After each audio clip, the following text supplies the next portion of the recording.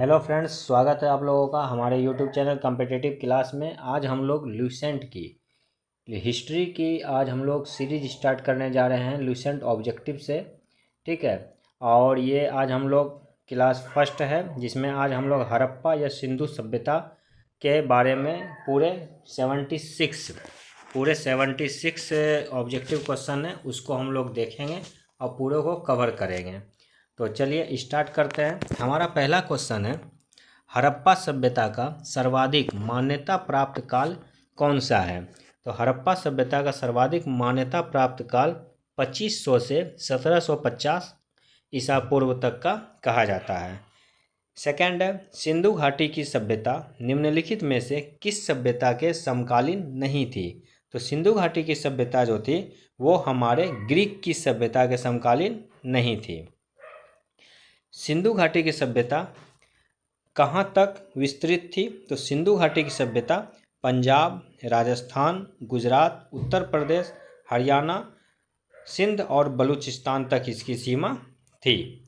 सिंधु घाटी की सभ्यता में घोड़े के अवशेष कहाँ मिले हैं? तो सिंधु घाटी सभ्यता में घोड़े के अवशेष सुरकोटदा में मिले हैं। सिंधु घाटी सभ्यता में घोड़े के अवशेष सुरकोटदा में मिले हैं। अगला क्वेश्चन है, सिंधु घाटी स्थल कालीबंगन किस प्रदेश में है? तो सिंधु घाटी स्थल कालीबंगन राजस्थान में है। तो राजस्थान में कालीबंगन स्थित है। निम्नलिखित में से किस पदार्थ का उपयोग हड़प्पा काल की मुहरों या मुद्राओं के निर्माण में मुख्य रूप से किया जाता था? तो सैलखड़ी। ठीक है, सैलखड़ी का प्रयोग जो है हड़प्पा काल की मुहरों में मुख्य रूप से किया जाता था। अगला है, हड़प्पा सभ्यता किस युग की सभ्यता थी? तो हड़प्पा सभ्यता जो थी वो कांस्य युगीन सभ्यता मानी जाती है। अगला क्वेश्चन है, सिंधु घाटी सभ्यता के लोगों का मुख्य व्यवसाय क्या था? तो सिंधु घाटी सभ्यता का मुख्य व्यवसाय व्यापार था। हड़प्पा सभ्यता के निवासी क्या थे? ग्रामीण थे, शहरी थे, जनजातीय थे या खानाबदोश थे? तो ये लोग शहरी जनजाति थे। ठीक है, शहरी निवासी थे। हड़प्पा सभ्यता के निवासी कैसे थे? तो शहरी निवासी थे। सिंधु सभ्यता के घर किसके बनाए जाते थे? तो सिंधु सभ्यता के घर ईंटों से बनाए जाते थे। अगला क्वेश्चन है, हड़प्पा वासी किस वस्तु के उत्पादन में सर्वप्रथम थे? तो हड़प्पा वासी जो थे वो कपास का उत्पादन उन्होंने सर्वप्रथम किया था। कपास का उत्पादन हड़प्पा वासी सर्वप्रथम किया था। निम्नलिखित विद्वानों में से हड़प्पा सभ्यता का सर्वप्रथम खोजकर्ता कौन था? तो सबसे पहले जो खोज किया था वो दयाराम साहनी ने किया था। ठीक है, तो हड़प्पा सभ्यता का सर्वप्रथम खोजकर्ता कौन था? तो दयाराम साहनी था। सिंधु सभ्यता का पत्तन अर्थात बंदरगाह नगर कौन सा था? तो सिंधु सभ्यता का पत्तन या बंदरगाह नगर लोथल था। और लोथल ये कहाँ है? तो ये गुजरात में स्थित है। अगला है, पैमानों की खोज ने यह सिद्ध कर दिया है कि सिंधु घाटी के लोग माप और तौल से परिचित थे। यह खोज कहाँ पर हुई है? तो यह भी खोज लोथल में हुई है, क्योंकि लोथल में ही जो थे बंदरगाह था और यहीं से व्यापार वगैरह का सारा काम होता था। तो इसलिए यहाँ पर यह साक्ष्य मिला है कि माप और तौल से ये लोग परिचित थे। अगला क्वेश्चन है, हड़प्पा कालीन समाज किन वर्गों में विभक्त था? तो ये विद्वान, योद्धा, व्यापारी और श्रमिक, ये 4 भागों में इनका समाज विभक्त था। क्वेश्चन नंबर 16 है। क्वेश्चन नंबर 16 कहता है कि सिंधु सभ्यता का सर्वाधिक उपयुक्त नाम क्या है? तो सिंधु सभ्यता का सर्वाधिक उपयुक्त नाम हड़प्पा सभ्यता है। सिंधु सभ्यता का सर्वाधिक उपयुक्त नाम क्या है? तो हड़प्पा सभ्यता। निम्नलिखित में से कौन से लक्षण सिंधु सभ्यता के लोगों का सही चित्रण करते हैं? तो उनके विशाल महल और मंदिर होते थे, ये तो नहीं है। वे देवियों और देवताओं दोनों की पूजा करते थे, ये सही है। वे युद्ध में घोड़ों द्वारा खींचे जाने वाले रथों का प्रयोग करते थे, नहीं। तो केवल 2। ठीक है, तो वे देवियों और देवताओं दोनों की पूजा करते थे। हड़प्पा सभ्यता की खोज किस वर्ष हुई? तो हड़प्पा सभ्यता की खोज 1921 में हुई और किसने किया था? दयाराम साहनी ने किया था। अगला है, हड़प्पा सभ्यता के बारे में कौन सी उक्ति सही है? तो हड़प्पा सभ्यता के बारे में देखिए कौन सी उक्ति सही है। उन्हें अश्वमेध की जानकारी थी? नहीं। गाय उनके लिए पवित्र थी? नहीं। उन्हें पशुपति का सम्मान करना आरंभ किया? ये सही है। उनकी संस्कृति सामान्यतः स्थिर नहीं थी? ये गलत है। तो क्या होगा? ऑप्शन सी, हड़प्पा सभ्यता के बारे में कौन सी उक्ति सही है? तो उन्होंने पशुपति का सम्मान करना आरंभ किया। अगला है, हड़प्पा के लोगों की सामाजिक पद्धति कैसी थी? तो हड़प्पा के लोगों की सामाजिक पद्धति उचित समतावादी थी। सिंध का नखलिस्तान या बाग हड़प्पा सभ्यता के किस पुरास्थल को कहा गया है? तो सिंध का नखलिस्तान या बाग मोहनजोदड़ो को कहा गया है। हड़प्पा सभ्यता के संपूर्ण क्षेत्र का आकार लगभग किस प्रकार का था? तो इसका आकार कैसा था? त्रिभुजाकार था। ठीक है, हड़प्पा सभ्यता का संपूर्ण क्षेत्र का आकार कैसा था? त्रिभुजाकार था। अब देखिए सूची 1 और सूची 2 को मिलाना है। ठीक है, ये किस नदी के किनारे अवस्थित थी? हड़प्पा, मोहनजोदड़ो, लोथल, कालीबंगा, ये सब किस नदी के किनारे थी? तो हड़प्पा रावी नदी के किनारे थी, मोहनजोदड़ो सिंधु नदी के किनारे थी, लोथल भोगवा नदी के किनारे थी, कालीबंगा घग्गर नदी के किनारे थी। ठीक है, अगला क्वेश्चन है, हड़प्पा सभ्यता के अंतर्गत हल से जोते गए खेत का साक्ष्य कहाँ मिला है? तो हल से जोते गए खेत का साक्ष्य जो मिला है वो कालीबंगा में मिला है।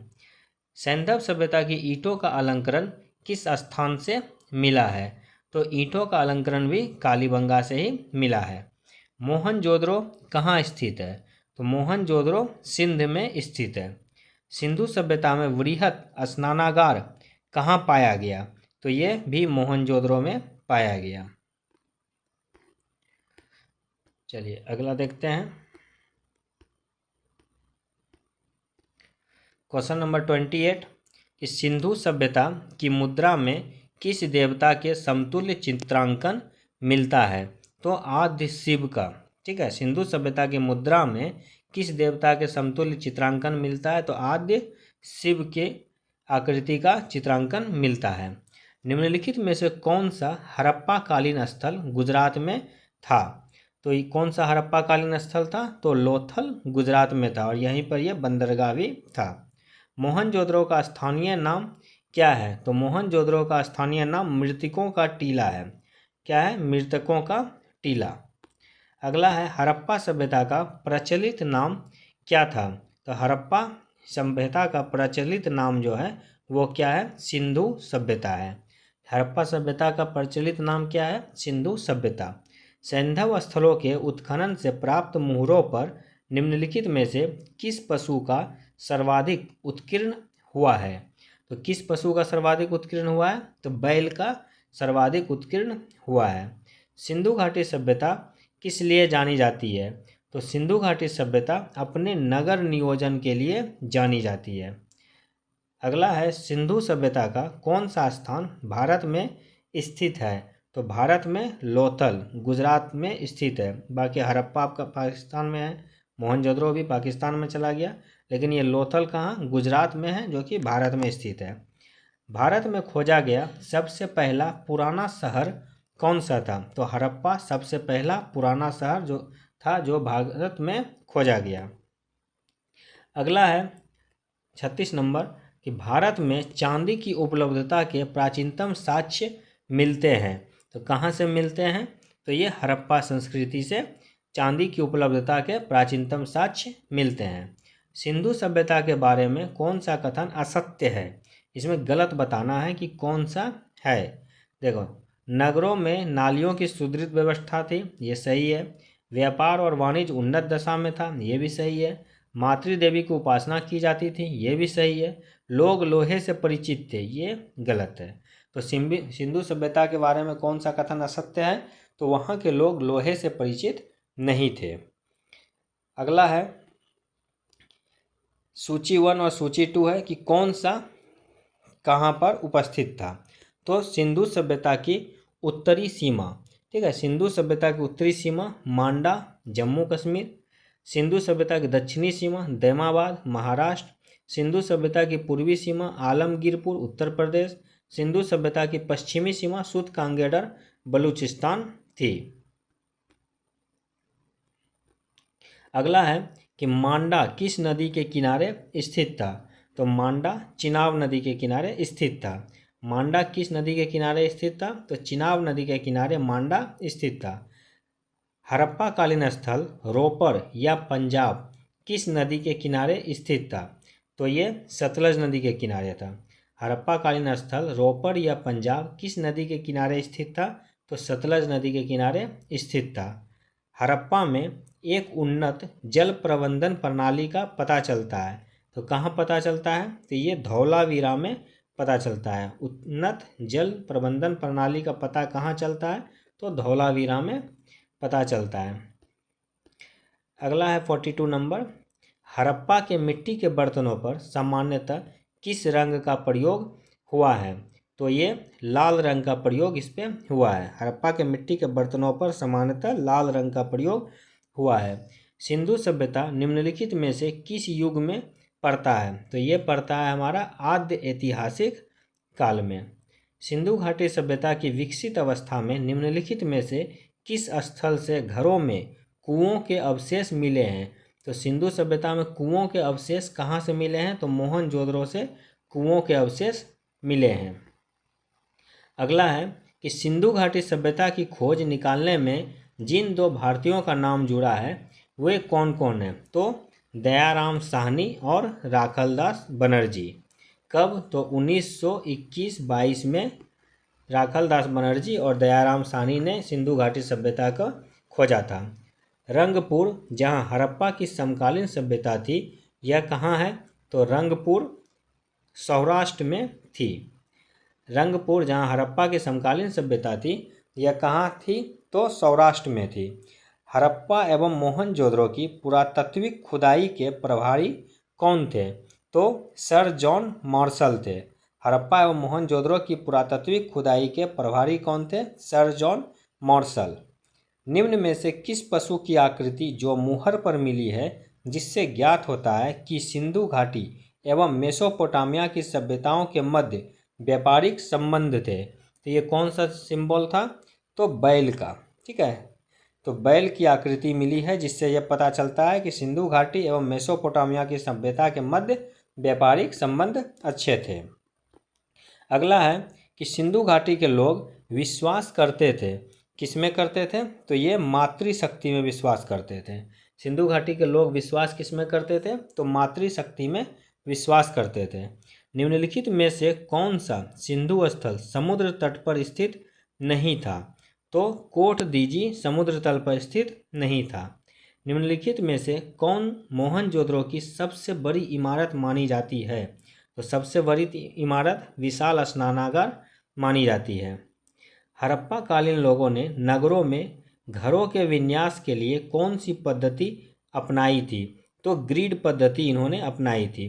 घरों के विन्यास के लिए कौन सी पद्धति अपनाई थी? ग्रिड पद्धति अपनाई थी। अब फिर सूची 1 और सूची 2 को बताना है कि कौन सा सामान कहाँ पर मिला था। ठीक है, चलिए देखते हैं 53 नंबर, लोथल। तो लोथल में डेकयार्ड या गोदीवारा मिला। ठीक है, कालीबंगन, कालीबंगन में जुता हुआ खेत मिला। धौलावीरा, धौलावीरा में हड़प्पाई लिपि के बड़े आकार के 10 चिन्हों वाला एक शिलालेख मिला। और पकी मिट्टी की बनी हुई हल की प्रतिकृति कहाँ मिली? बनवाली में मिली। अगला है 54 नंबर क्वेश्चन, निम्नलिखित पशुओं में से किस एक का हड़प्पा सभ्यता में पाई मुहरों और टेराकोटा कलाकृतियों में निरूपण या अंकन नहीं हुआ है? तो शेर का उस समय कोई भी चर्चा नहीं था। ठीक है, तो शेर का आकृति नहीं मिला है। हड़प्पावासी किस धातु से परिचित नहीं थे? तो हड़प्पावासी लोहा से परिचित नहीं थे।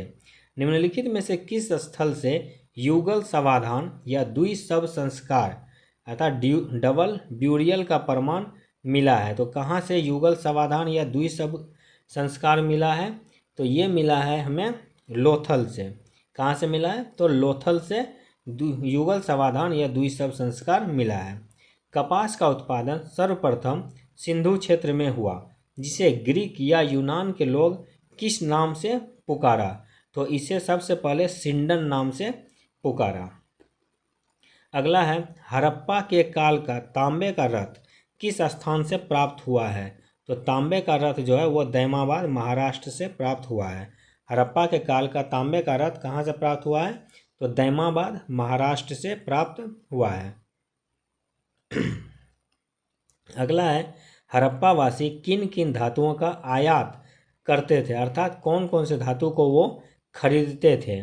तो वो चांदी भी खरीदते थे, टीन भी खरीदते थे और सोना भी खरीदते थे। तो चांदी, टीन और सोना तीनों वो खरीदते थे। हड़प्पावासी लाजवर्द भवन निर्माण की सामग्री का आयात कहाँ से करते थे? तो ये करते थे हिंदू कुश क्षेत्र के बद्ग खां से। ठीक है, हिंदू कुश क्षेत्र के बद्ग खां से वो लोग करते थे लाजवर्द का आयात। अगला है, अफगानिस्तान स्थित सिंधु सभ्यता से संबंधित स्थल है। अफगानिस्तान में कौन सा सिंधु सभ्यता का स्थल था? तो ये था मुंडीगाक और सुरतोगोई दोनों। ठीक है, मुंडीगाक और सुरतोगोई। कौन कौन से नगर सिंधु सभ्यता के बंदरगाह नगर थे? तो लोथल एवं सुतकांगोडर भी था, अल्लाहदीनो एवं बालाकोट भी था और कुंतासी भी था। तो ये सभी के सभी सिंधु सभ्यता के बंदरगाह नगर थे। मोहनजोदड़ो से प्राप्त पशुपति शिव या आद्य शिव मुहर में किन किन जानवरों का अंकन हुआ है? तो बाघ एवं हाथी भी था, गैंडा एवं भैंसा भी था और हिरन भी था। तो इनमें से सभी। ठीक है, शेर का नहीं मिला है। चलिए, किस हड़प्पाकालीन स्थल से नृत्य मुद्रा वाली स्त्री की कांस्य की मूर्ति प्राप्त हुई है? तो ये हुई है मोहनजोदड़ो से। किस हड़प्पाकालीन स्थल से नृत्य मुद्रा वाली स्त्री की कांस्य मूर्ति प्राप्त हुई है? तो मोहनजोदड़ो से। किस हड़प्पाकालीन स्थल से पुजारी की प्रस्तर मूर्ति प्राप्त हुई है? तो पुजारी की जो मूर्ति प्राप्त हुई है वो भी हड़प्पा से ही हुई है। किस सिंधुकालीन स्थल से एक ईंट पर बिल्ली का पीछा करते हुए कुत्तों के पंजे के निशान मिले हैं? तो ये निशान जो मिले हैं ये चन्हूदरों में मिले हैं। बिल्ली का पीछा करते हुए कुत्ते के पंजों के निशान कहाँ मिले हैं? तो चन्हूदरों में मिले हैं।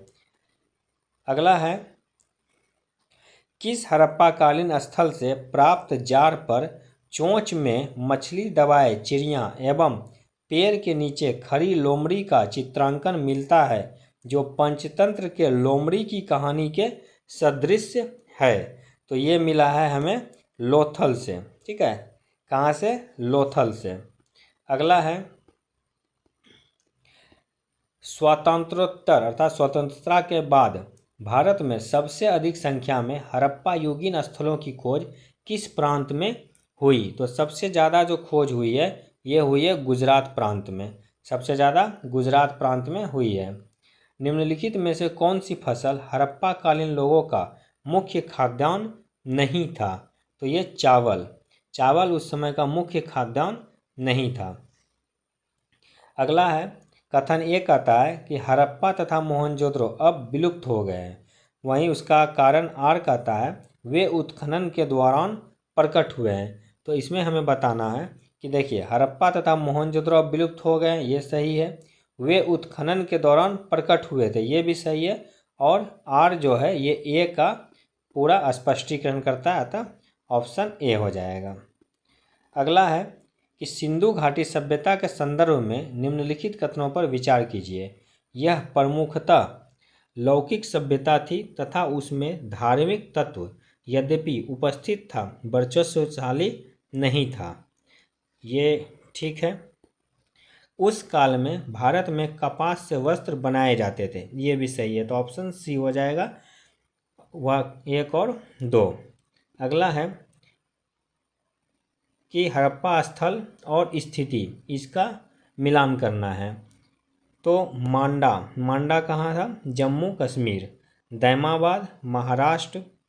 कालीबंगा आपका राजस्थान। राखीगढ़ी हरियाणा में। ठीक है। हड़प्पाकालीन स्थलों में अभी तक किस धातु की प्राप्ति नहीं हुई है? तो अभी तक जो है वो लोहा की प्राप्ति नहीं हुई है। किस पशु के अवशेष सिंधु घाटी सभ्यता में प्राप्त नहीं हुए हैं? तो शेर के अवशेष जो है सिंधु घाटी सभ्यता में प्राप्त नहीं हुए हैं। चन्हूदरों के उत्खनन का निर्देशन किसने किया था? तो J.H. मैके ने चन्हूदरों के उत्खनन का निर्देशन किया था। अब लास्ट है, सिंधु घाटी के लिए मेसोपोटामियाई रिकॉर्डों में निम्नलिखित में से किस शब्द का प्रयोग किया गया था? तो ये किया गया था मेलुहा शब्द का प्रयोग। किस शब्द का प्रयोग किया गया था? तो मेलुहा शब्द का प्रयोग किया गया था। तो दोस्तों ये हमारा हो गया हड़प्पा सभ्यता, जिसे हम लोग सिंधु घाटी की सभ्यता भी कहते हैं। इसका लुसेंट का ये फर्स्ट चैप्टर का सारा ऑब्जेक्टिव क्वेश्चन का सॉल्यूशन हो गया। ठीक है, तो फ्रेंड्स ये सीरीज हम लोगों ने लुसेंट की ऑब्जेक्टिव का स्टार्ट किया है, जिसमें हम लोग पूरे हिस्ट्री, पॉलिटी, ज्योग्राफी, साइंस सभी का ऑब्जेक्टिव जो कि लुसेंट में है उसको हम लोग पूरे सिलसिलेवार से चैप्टर बाय चैप्टर पूरा पढ़ेंगे। तो आप लोगों से रिक्वेस्ट है कि आप लोग इसे बराबर पढ़ते रहें और इसका रिवीजन करते रहें, ताकि ये आपको सभी एग्ज़ाम में सफलता दिलाने में और आपकी एक सीट को सुनिश्चित करने में आपको सफलता दिलाए। ठीक है आपका। साथ ही साथ फ्रेंड्स मैंने खान सर का जो पॉकेट जीके है उसका भी एक नोट्स बना के उसका बायोलॉजी सेक्शन को अभी मैंने स्टार्ट किया है। तो आप लोग प्लेलिस्ट में जाके उसको भी ज़रूर देखें तथा आप अपनी तैयारी को अच्छा कर अपना एक सीट सुनिश्चित करें किसी भी परीक्षा में। तो आप लोग बने रहिए, और आप लोग को अगर ये वीडियो अच्छा लगे तो आप लोग प्लीज़ इसे लाइक करें, अपने जो दोस्त हैं उनको शेयर करें ताकि वो भी इस वीडियो का फ़ायदा उठा सके। और हाँ, हमारे चैनल कॉम्पिटिटिव क्लास को सब्सक्राइब करना ना भूलें, ताकि आपको जो भी वीडियो अपलोड की जाए उसका आपको नोटिफिकेशन जल्द से जल्द प्राप्त हो जाए, तुरंत प्राप्त हो जाए, और आप लोग से कोई भी वीडियो चूके नहीं। तो आप लोग बने रहिए। जय हिंद, जय भारत।